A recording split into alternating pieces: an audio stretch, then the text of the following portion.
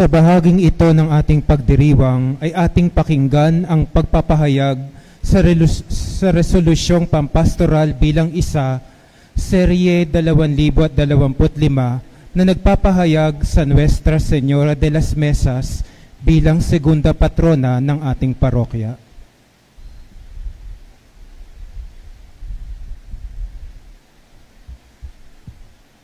The Roman Catholic Diocese of Caloocan, Parish of San Roque de Nabotas, Resolusyong Pampastoral bilang isa taong 2025. Resolusyon ukol sa paghirang sa Mahal na Birhen ng Hapag bilang segunda patrona ng parokya ni San Roque de Nabotas.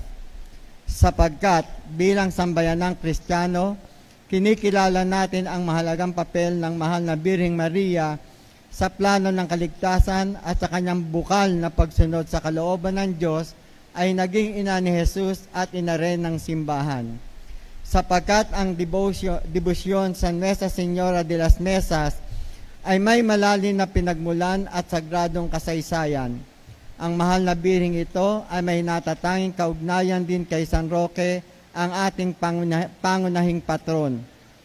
Sapagkat sa naitalang-talang buhay ni San Roque, ang kanyang mga magulang ay nanalangin ng taus-puso sa harap ng imahe ng Nuestra Señora de las Mesas upang sila'y pagkalooban ng supling at isinilang si San Roque na naging isang wara ng kabanalan at habag para sa mga may sakit at dukha.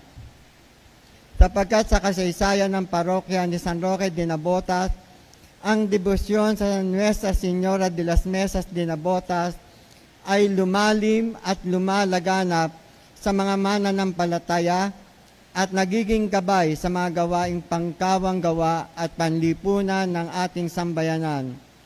Sapagkat bilang parangal sa mahal na ina ng Diyos at natatanging debosyon ng mga magulang ni San Roque, sa titulong Our Lady of the Table sa Montpellier, France, ating itinatanyag ang debosyon at naglalayong ipakilala pa sa buong Sangkristyanuhan ang Birheng Maria sa titulong Nuestra Señora de las Mesas.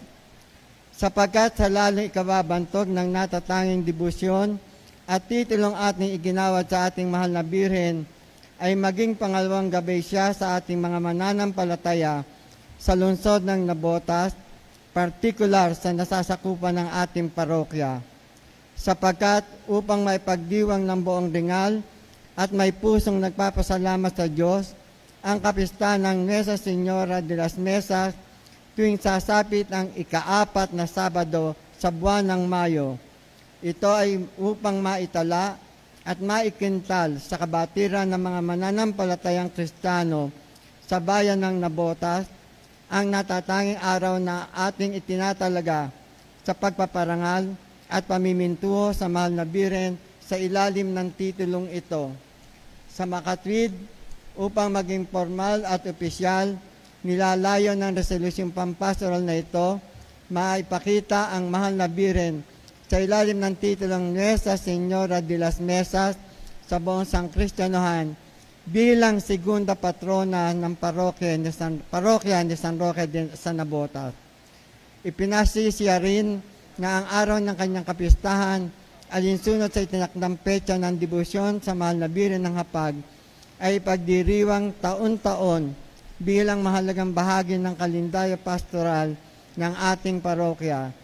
Pinagtibay ng Konseho Pastoral ngayong ika-1 ng Hunyo, taong 2025 sa parokya ni San Roque de Nabotas na may lubos na pananampalataya at pag-asa sa pamamagitan ng panalangin ng ating mga patron. Marami pong nakalagda dito, kaya po ang babasahin ko na lamang po ay kay Father June. Pinagtibay, Reverend Father Elpidio Erlano Jr., Pura Paroko, San Roque de Nabotas, Paris. Palakpakan natin ang mahal na Birheng Maria, ang Nuestra Señora de las Mesas, ang segunda patrona ng ating parokya.